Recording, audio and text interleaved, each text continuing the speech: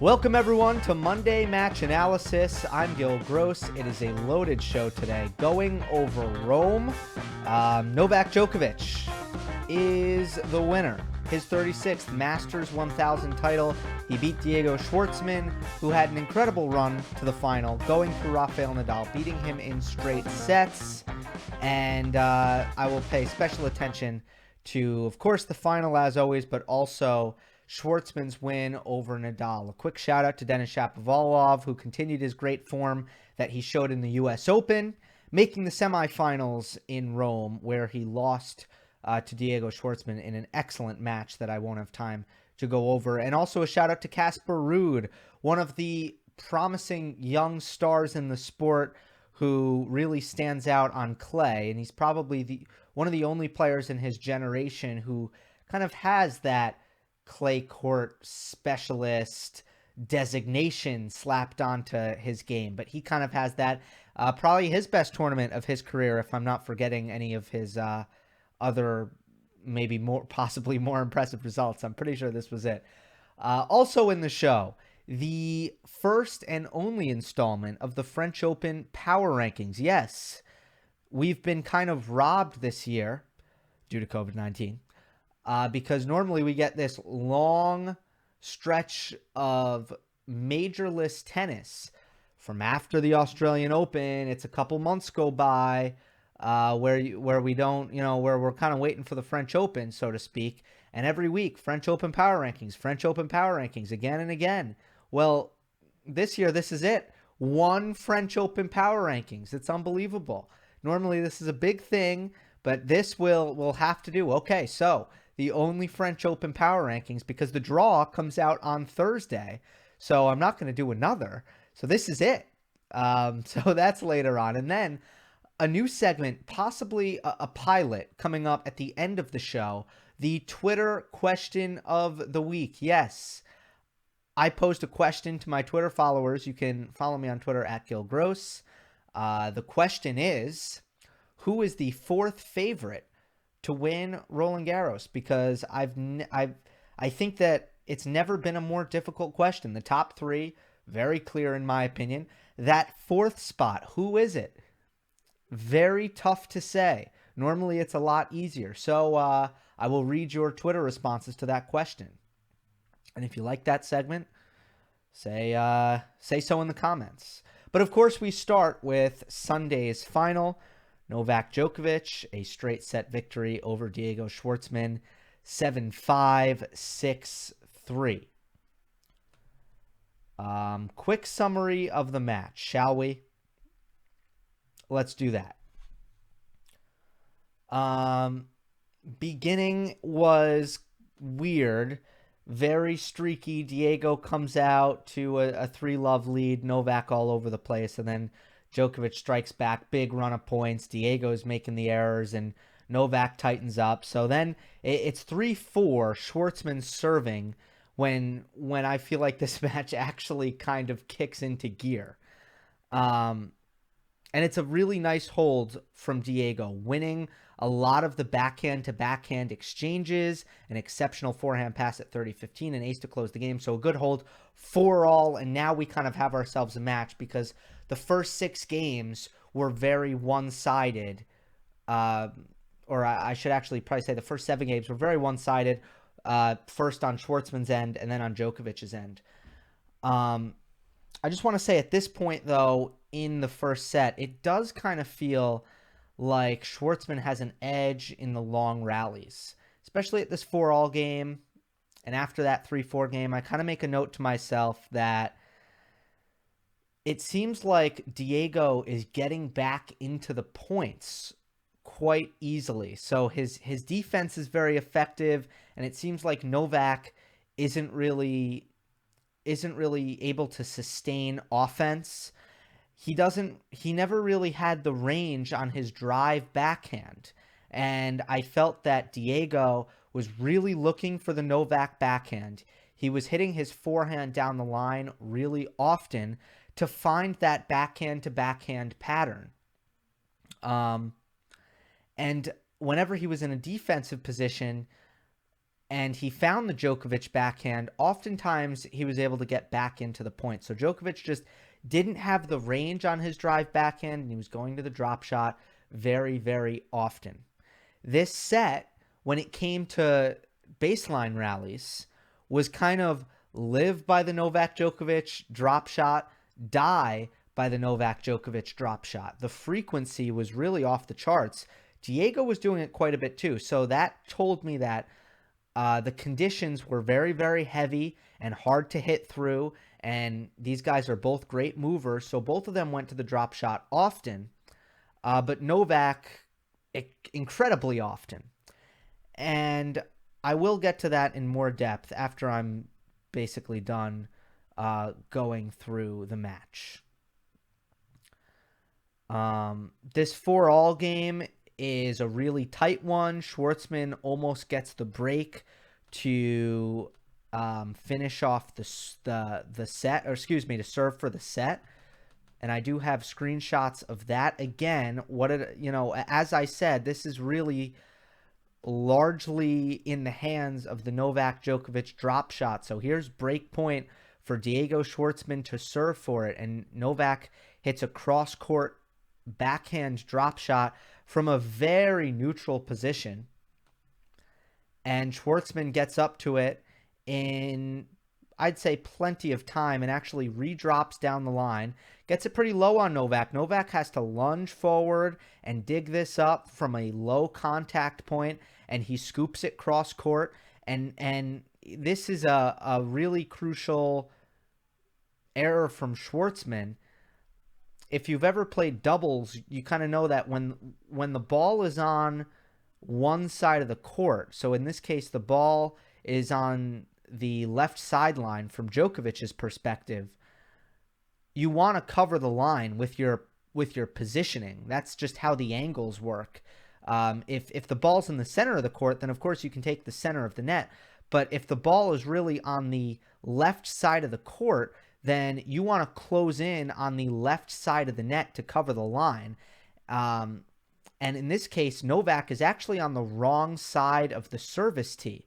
So Diego has a continental grip here with a chance to get the break, and he actually goes cross court.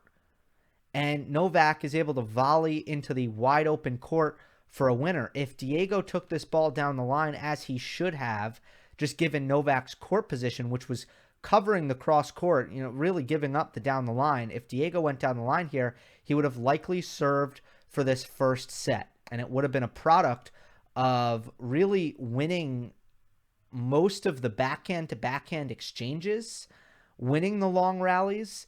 The serve return game was, for the most part, a non-factor because of how well Schwartzman was usually able to return. And Djokovic has the edge in that, and I thought that was really important throughout the match because Novak gets easier points and he gets the free points on serve, and he gets a couple more serve plus one forehand kind of easy points. And I'll talk about how Schwartzman played this match a little bit differently than he played the Nadal match. But ultimately, he was in a position to serve for this first set because he was winning the long exchanges, because he was able to dig out of difficult positions, find the Novak backhand, win the backhand-to-backhand exchanges, and this is very important, not only win those exchanges, but find those exchanges by trading the forehand down the line, which he did with incredible frequency. Later in this game, it's still going to be a difficult game for Novak. Here's deuce, and again, Djokovic goes to the drop shot. This time he's in a better position to hit it, and there's a couple things I like. First of all, Schwartzman's a little bit further back. I would say Schwartzman is probably 3 feet further back, 3 or 4 feet further back. Djokovic is 2 to 3 feet further up. So while those numbers in themselves could sound small, if you combine them, we're talking about a good 8 feet of distance. So that's a big deal. Djokovic is in a better position to hit this drop shot, and I really like that he hit this down the line, because when you hit the drop shot down the line, the ball does not take as much time to travel, and time is money when it comes to a drop shot. I mean, it's really all about the location of the second bounce and how long it takes for that ball to bounce a second time. I mean, that's just pure, like, kind of an analytical physics way of looking at it. So more often than not, Novak will take his backhand drop shot down the line, and it's generally more effective when he does that. And now you'll see the difference. Schwartzman is not able to get this back because it is a better drop shot from Novak, hit from a better position. So Djokovic gets that hold at 4-all, really winning the cat and mouse points. In fact, there's another point in here where I believe he hits a really nice lob. At 4-5, Diego escapes. Again, the backhand really not firing. Novak plays a passive point at 30-40, and Diego comes up with a forehand cross-court winner. Djokovic misses his backhand down the line at 40-all, going for that shot. He just did not have that shot in the first set. It was the worst part of Novak's game, is that he just didn't have the drive backhand, wasn't able to create offense with it. And then Schwartzman with a really nice serve plus backhand winner cross court to hold. Really nice. 5-all, Schwartzman will regret this game because Djokovic made 3 drop shot errors. So at 4-all, it was kind of effective. Djokovic winning the cat and mouse points. At 5-all, it was not. And Djokovic had an ace in that game at 15-30 to aid his effort. At deuce, Schwartzman missed a return that he should have made. And on add-in, Schwartzman made a forehand error. And then at 5-6, the wheels come off for Schwartzman completely. I mean, when you really look at what decided this set, it was a pretty even set, and I'd say Schwartzman played maybe a hair better in this set for most of it. But Djokovic never played a game, at least after it was back on serve. As soon as it was back on serve, Djokovic never played a game quite as badly as Schwartzman played this 5-6 game. He made 2 neutral backhand unforced errors and hit a double fault to get to love 40. Pushed it back to 30-40, but Djokovic plays a good point on set point. Schwartzman misses a forehand that, if you asked him, he would say he should have made it, but Novak was applying the pressure on that shot. Some untimely errors, though, even when Schwartzman, when you go back to the beginning of the set, when Schwartzman was up a break at 3-2, and you look at that service game from Schwartzman, not great.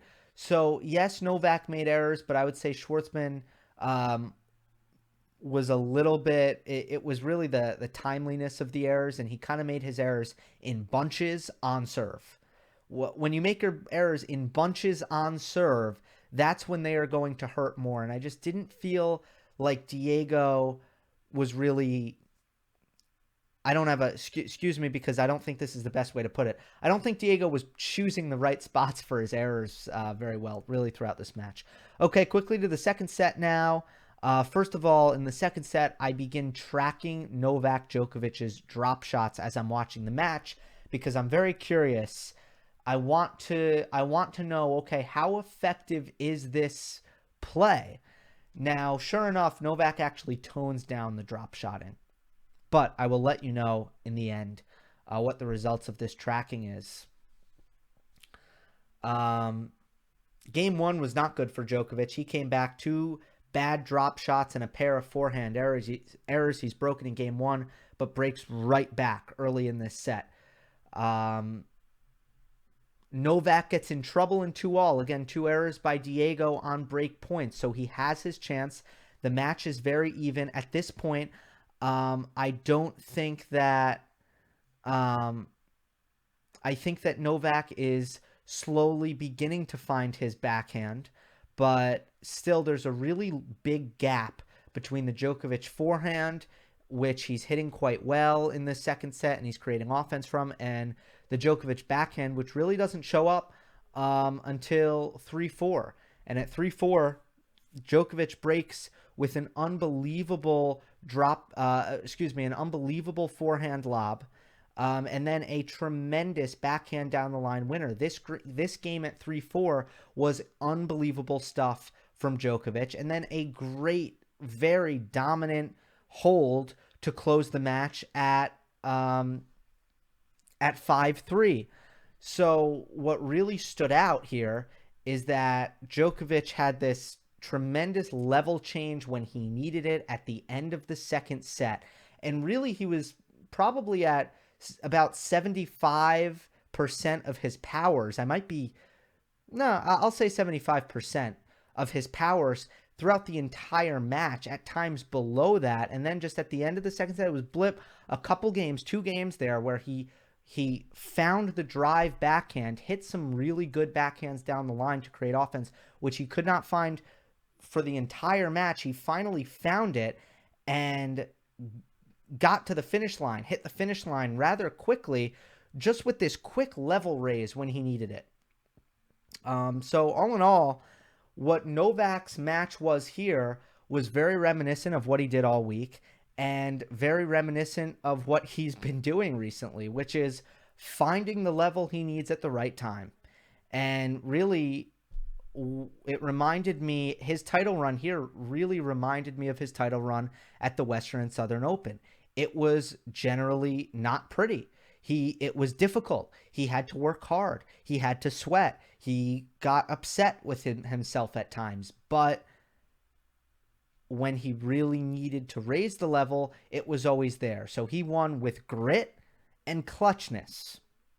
And those are the attributes that have stood out. That stood out in the Western and Southern Open, and that stood out in Rome. So now 2 Masters titles since the restart for Djokovic, and just the blip at the U.S. Open. No surprise to me. I don't know if other people are surprised, but again, no residue from the U.S. Open default. Again, the penalty for that was he lost his chance to win the 2020 U.S. Open. It was never bigger than that. After it happened, a lot of people were making it bigger than that. I don't know how Novak will recover. What's he going to do? How's he ever going to get over this? No, he'll get over it. Life goes on, and life did go on here. So Djokovic back in the win column, and at times he struggled with his forehand this week. In this match, I believe he struggled with his backhand and went to the drop shot over and over again. But at the end of the day, Djokovic gets it done. What was the result of my second set charting? Novak, in points that he hit the backhand drop shot, was 1 of 5. Forehand drop shot, he hits it far less. He was 1 of 1. So as a total, 2 of 7. So not effective. Not effective. I don't know what it looked like in the first set, because I wasn't charting it in the first set. But in the second set, it wasn't effective. He just went to it less. So let's talk about that. Now, this is something that I identified really early in 2020. Not to pat myself in the back, but I did. Very early in 2020, I noticed that Novak was going to this drop shot with unbelievable frequency. And my friend Jeff Sackman at Tennis Abstract saw my tweet and actually confirmed it with data, which is always nice. I said, look, I feel like people are still discovering that Djokovic has become one of the most frequent drop shotters on tour. It's been this way throughout 2020. His backhand dropper is absolute money when the shot selection is right. And Jeff looked at his database and confirmed, indeed, in the non-random sample of match charting matches from the last 52 weeks, Djokovic hits drop shots for 1.9% of his baseline shots. Only a handful of players hit more, and most ATPers are below 1%. This Twitter interaction was on August 29th, and since then, the drop shots have not slowed down by any means for Novak Djokovic. And on clay, a surface where it requires a little bit more perfection to hit through opponents off the ground, you can expect to see even more drop shots from Novak, who is looking for ways to abbreviate the point. And I guess just looking to add to his offensive arsenal. It's very, very interesting, and it's worth examining on today's show. So I want to take a moment to talk about the Novak drop shot. Is it a good thing? Is it a bad thing? What does it mean? What does it mean, and how can it be effective? First of all, let's start with, I would say, the foundation of this conversation is how good is he at hitting the shot? And I want to key in on his backhand drop shot because that's the side that he feels the need to drop shot on. And it's not really surprising. One, it's probably a little bit easier to disguise. The grip change is a little bit easier. Now, the disparity between the shots might be less. So, no, scratch that. The important part is it's a little bit easier to disguise because the grip change is not quite as extreme and the take back is a little bit more similar. Furthermore, the backhand is a shot that Novak has a little bit less potency on, so the drop shot also becomes more necessary. It's harder for Novak to hit through the shot, to hit through the court and hit a penetrating shot on his two-handed backhand. It's a little bit easier on his forehand.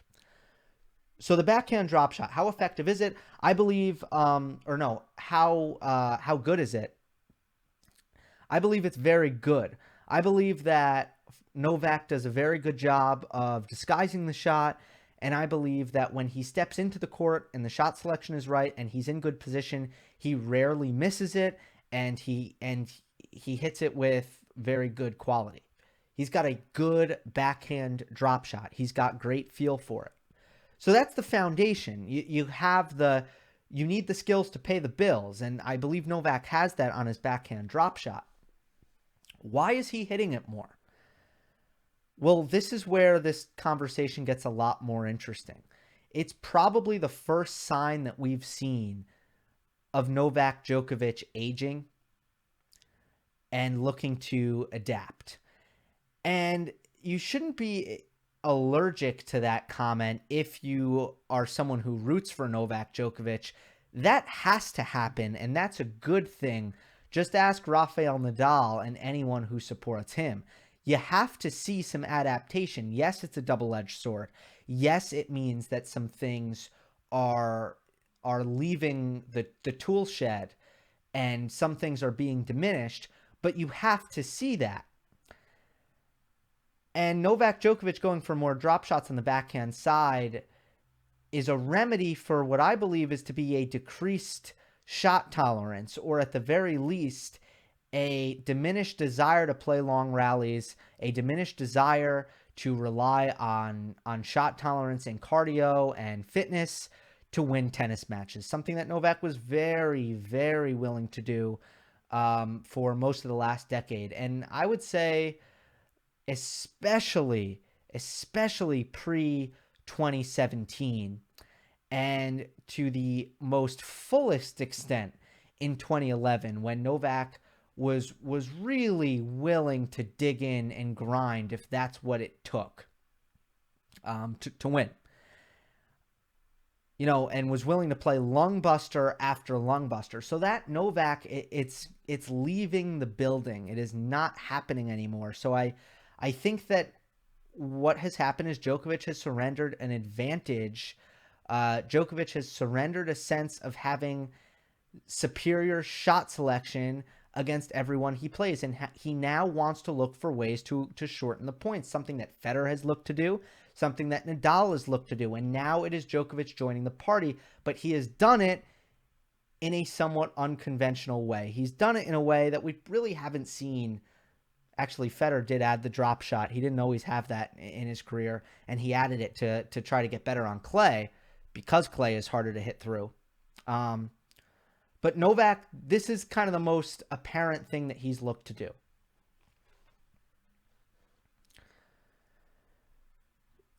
So yeah, it is a double-edged sword. He needs to know how to use it best. And that's where it really comes down to shot selection, because you can have an effective shot and it can be something that is good for him to implement into his game and something that can be useful and something that can shorten points. And really, it can add to his offensive arsenal on his backhand side, and it can add to the variance on that side. and it's matchup specific. So when he plays a guy like Daniil Medvedev, who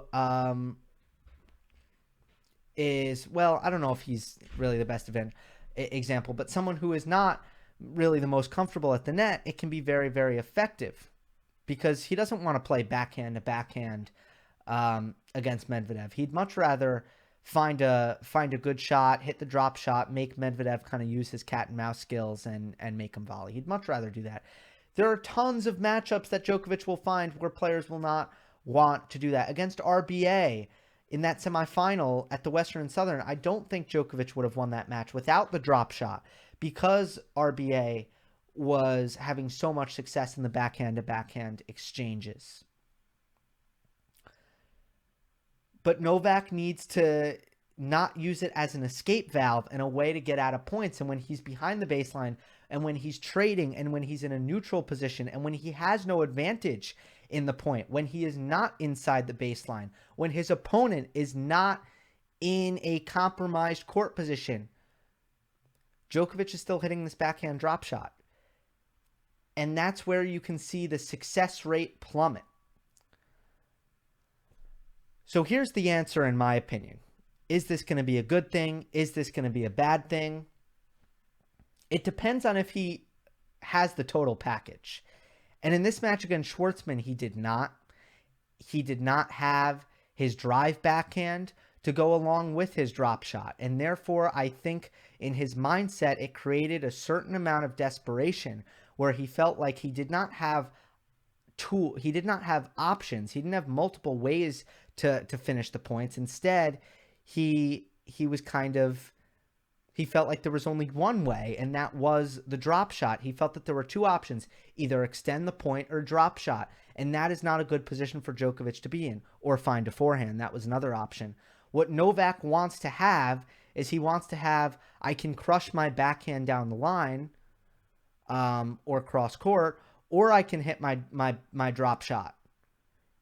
And if he has that full arsenal, then I think the decision-making calculus has a much better chance to be correct and proper. But if Djokovic is going to use his drop shot as a way to end the points from a compromised position because he does not want to dig in physically, that's where we could see him sacrifice the efficiency. That is not to say that it is always a terrible strategy, and maybe it is better for him to conserve his energy at times.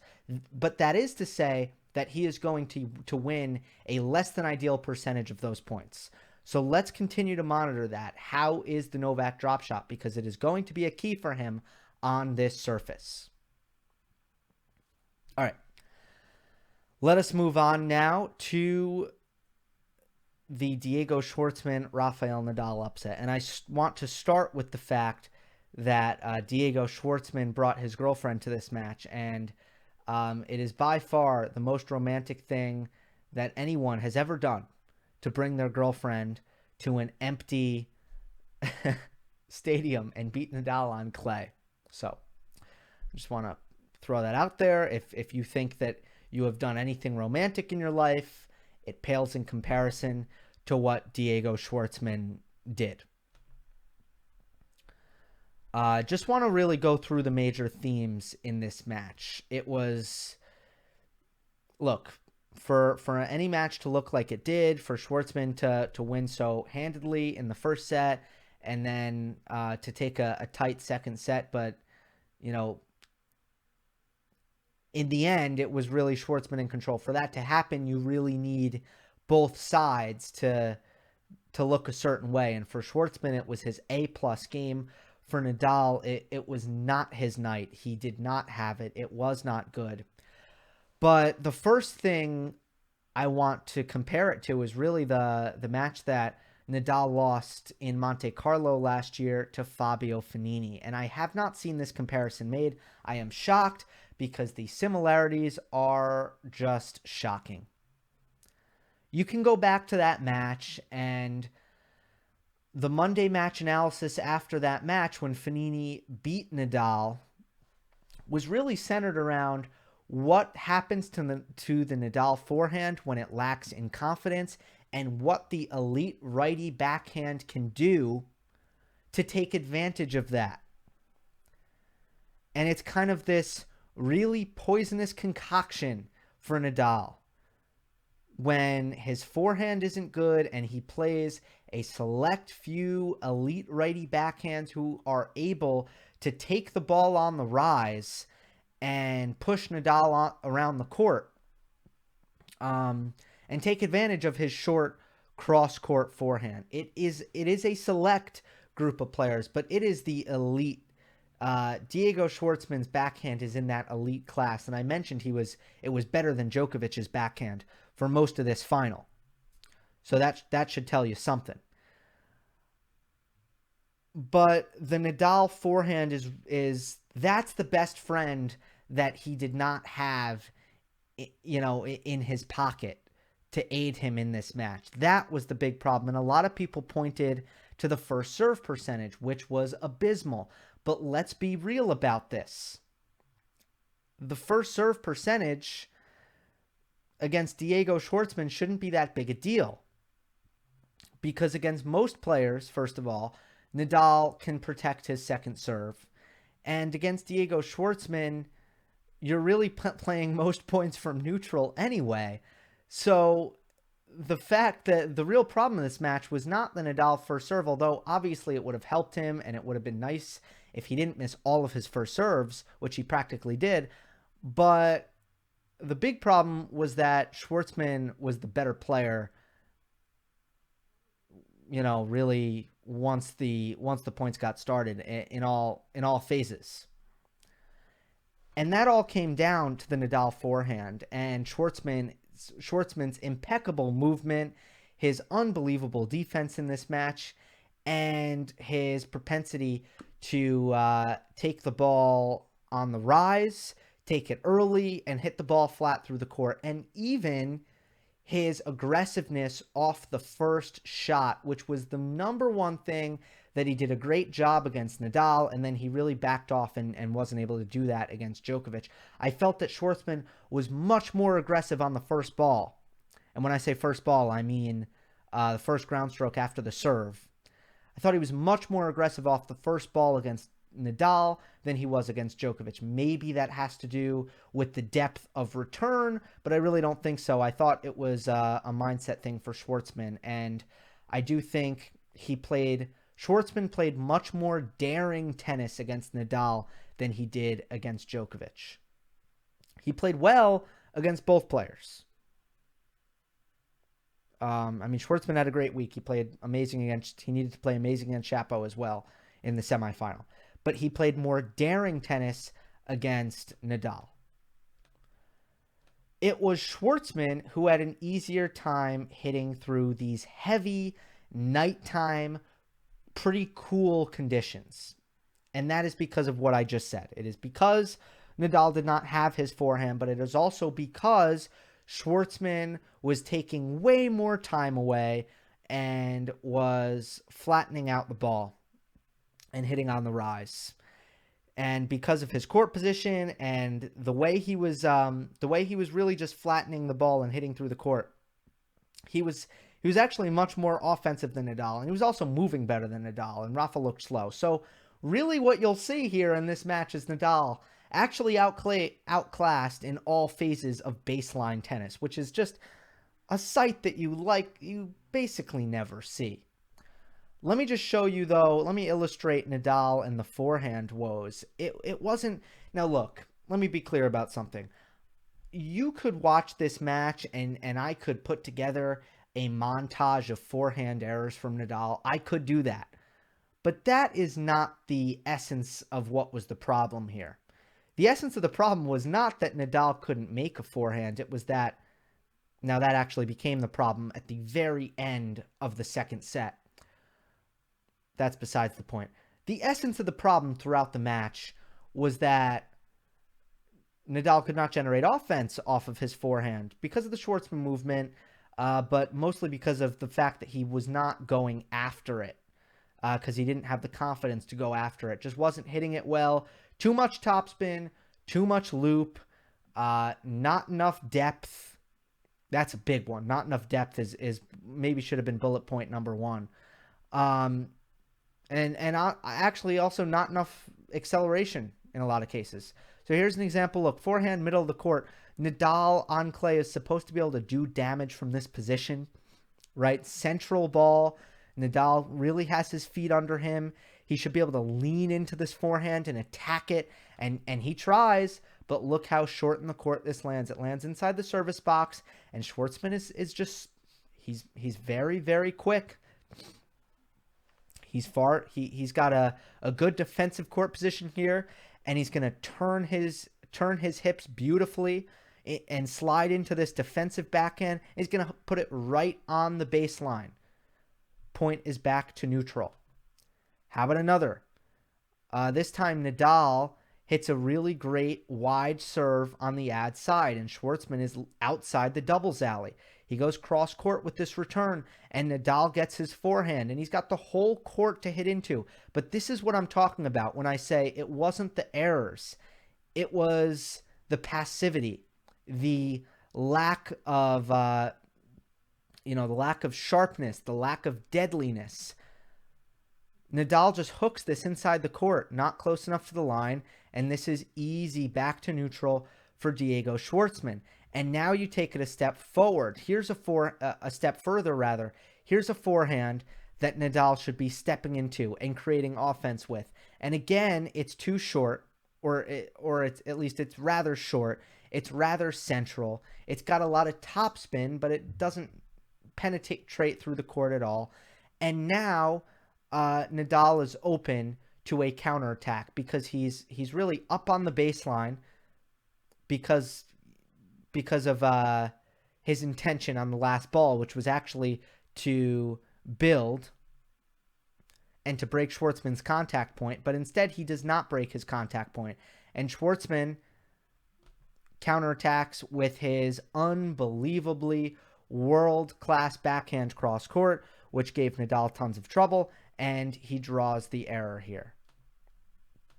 So, or actually, he doesn't draw the error. He gets to step into a forehand on the next ball. Schwartzman's forehand was more consistent in this match than it usually is, which also really helped him. So that was the story, man.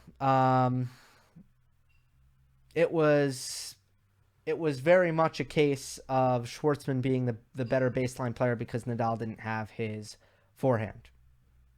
And it really just wasn't a good day in the office at all. So Schwartzman played unbelievable. It was an A+ effort, and I was happy to see that from Diego. Obviously made good on the Nadal victory and went all the way to the final. Just didn't have enough against Djokovic. Okay, we are closing in on the latter stages of the show, but it is time for everyone's favorite, which is the power rankings. All right, French Open power rankings. Here we go. I'm going to play some music, okay? Shall we? Let's play some music here for the French Open power rankings. Number 10, Stefanos Tsitsipas, okay? Look, a player who has all the attributes to be extremely dangerous on clay, but his first-round exit in Rome and major concerns about the scar tissue that the U.S. Open loss against Borna Coric left means that I have Stefanos Tsitsipas at a modest position here at number 10. Number 9 is Mateo Baratini, someone who you could easily underrate for his clay court acumen. But actually two of his 3 ATP level titles come on clay, and he's someone who is able to find a lot of forehands on clay, which is what he wants. It's a little bit harder to find his backhand, and the serve is still very, very potent. He's comfortable on the surface. Baratini at 9. At number 8, Andrei Rublev, someone who I really haven't seen a lot of on this surface, and I'm curious to see what he can bring to the table, but there's no doubt that the way he's able to generate pace and how much he likes a long baseline rally and how he's able to sustain errorless aggression, it should be a very good fit on this surface, and I still regard Andrei Rublev quite high. Look at this. They were all in the same quarter at the U.S. Open, but number 7, is Daniil Medvedev. It was Medvedev who came out of the U.S. Open quarter, and it is Medvedev who I have in the highest position here for the French Open power rankings, but I am still very suspect on Medvedev, who has still never won a match at the French Open. I do believe he breaks that streak here, but I do not like Medvedev's strokes on clay. I think that it becomes very, very difficult for him to generate pace because he lacks the racket acceleration required on this surface. So I believe Medvedev fights an uphill battle, but still with his movement, with his consistency, and with his serve, he will nonetheless be a very tough out. Number 6 is Diego Schwartzman, someone who really checks all the boxes other than the serve, and I still think that that could be a hindrance deep in majors, is he has to play so much better than his opponent from the baseline in order to win the match because his serve is so underpowered. But this surface gives him a chance to at least play great on return, break serve with frequency, and we've seen that Schwartzman can be so dangerous on return and from neutral positions on this surface. So Schwartzman is number 6. At number 5 is Denis Shapovalov. Wow, a huge jump for the Canadian. Never has he been so high in my power rankings going into a major. But I gotta say, if Schwartzman is able to stay patient and use what Mikhail Yuzny has taught him, which is really focusing on the shot selection and the consistency and bringing the errors down, clay should suit Shapovalov very, very well. He's got extra time for his long takebacks, and he'll be able to return aggressively, and it will be hard to rush Shapovalov, which is the best way to attack him. Still a little bit worried about his ability to play defense on this surface. At number 4 is Sasha Zverev. I've always found that clay is Zverev's most comfortable surface. He can attack, he can defend, the serve is still a factor, but ultimately, I think he moves great on this surface. I think he has the power to hit through this surface, which is something that is a pretty rare combination, the combination that you need on clay. Defense to offense, counter punching. I'll be looking forward to see if he uses his kind of newfound net pedigree that he showed in the U.S. Open final against Dominic Thiem. And look, it's not enough time for Zverev to work out his second serve woes. I don't think those are going to magically go away. In fact, I'd be shocked if they magically went away. But Zverev still has enough surrounding that weakness that I put him at number 4. Number 3 is Novak Djokovic. I just think that things have looked very, very difficult for him on clay, and I think that the forehand has not always been firing. Sometimes he's not able to really loosen up his shoulders and generate enough pace on his forehand, and we just see that. I don't know if against the two players above him, if he's going to have what it takes to really dig in and fight physically, do enough running, do enough defending, as will be required of him for him to come through a match best of 5 at the French Open.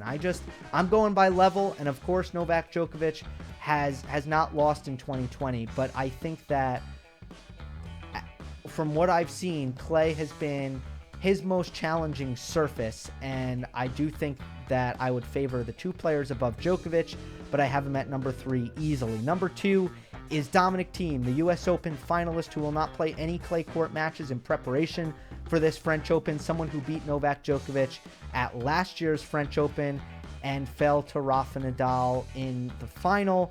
If the conditions are extremely slow, extremely heavy, let's say we're talking night matches, let's say we're talking cold weather, Dominic Thiem might be the only player strong enough and powerful enough to hit through them from the baseline. But number 1 is still Rafael Nadal. I will not overreact to one bad match. I will not panic. Nadal has shown time and time again that if he reaches his best level on this surface, that no one can compete with him. He is well rested. He has had plenty of training, and I do believe that he will work himself into form and ultimately be the favorite at the tail end of this year's French Open. This has been your September 21st French Open Power Rankings, ladies and gentlemen. Okay, we cut the music here. I don't know how to fade the music out on this program that I use. Oh, wait. Oh, no. I could have done that. Okay, hold on. Fade the music out. Let's do that. You hear the music, and we will fade it out like a pro. Yes. Like a pro. There we go. Okay. Let us go quickly to the Twitter question of the day. That's how we will wrap things up here on Monday Match Analysis. I just did my French Open Power Rankings for tonight's MMA. Can't remember a time it's been more difficult to pick number 4 through 10. The question is, who is your 4th Roland Garros favorite? All right. We have a vote for Chapo, of course, from Paul. Let's see. What else do we got? We have a vote for Sasha Zverev from Owen at Tennis Nation. He's on a much better run at the majors than Tsitsipas, while Medvedev is winless at Roland Garros. We have a vote for Rafael Nadal. Wow, okay, a little bit of a misread on that one. But, hey, what are you going to do? Nomo says it depends on what you consider the 4th favorite. I think a player like Schwartzman will make it to the quarterfinal or the 4th round, but he will lose when he faces a player in your top 3. But a player like Wawrinka can beat the top 3 on a good day, but is less consistent and can lose in round 1. Harsha says Zverev. Stephen Thompson says, feels like it has to be Chapo, Zverev, or Tsitsipas, maybe Monfils, Fonini, Wawrinka, or Schwartzman. Okay, throwing out every name. Hey, I like the strategy. If you say everyone, then, you can't be wrong. How do I scroll down here? Who else gets a vote? Schwartzman gets a vote here. Chapo from Leandro. Connor says Zverev with Ferrer in his corner. Yes, I am looking forward to seeing Ferrer actually in the box. That'll be fun. Brandon Daniels over at Lob and Smash says Shapovalov. He's played so solid since the restart and looked fresh in Rome this week. Diego had the best week of his life, so the semifinal loss is understandable. Overall, though, I'd give him the edge for number 4. Zverev and Tsitsipas are 5 and 6 for me. Super close to jumping up. Linda wants to wait for the draw. Okay. Thank you for everyone who responded to that tweet. I'd say, again, a lot of folks saying Zverev. He was the most popular choice there. And I think that that's wise. I think that's smart. I do think that Zverev has all the tools to do well on clay. But keep in mind, the second serve issues won't be fixed. And for that reason, I don't think he's a threat to win the title. But I do think he's a threat to go very, very far, especially if he can hit out on his forehand, he can use his power, and he can finish points at the net like he did in that U.S. Open final. He showed some very good things, and he should have a newfound confidence. And now he's made 2 straight slam semifinals. He should feel good about that, and I do expect him to have a good tournament. The draw will be out on Sunday. It's very important. It will decide many things. I can't wait. It'll be huge. So French Open preview. I'm trying to think. Yeah, French Open preview will come out Thursday. And then there will be a mailbag on Monday. First Monday. Oh, wait, no. Yeah. Okay, assuming I have my dates right, there will be a mailbag, of course, on Monday. First Monday of a major, French Open. If you haven't seen my chat with Steve Flink, we recapped the U.S. Open. It was fantastic. I mean, these are... I know the U.S. Open might seem like old news, but I still couldn't recommend it enough because Steve is so great. So check that out if you haven't. Remember, Monday Match Analysis is available on all of your favorite podcast platforms. Please leave a rating and a review on Apple Podcasts. Hope you enjoyed. Don't forget to subscribe, and I will see you next time.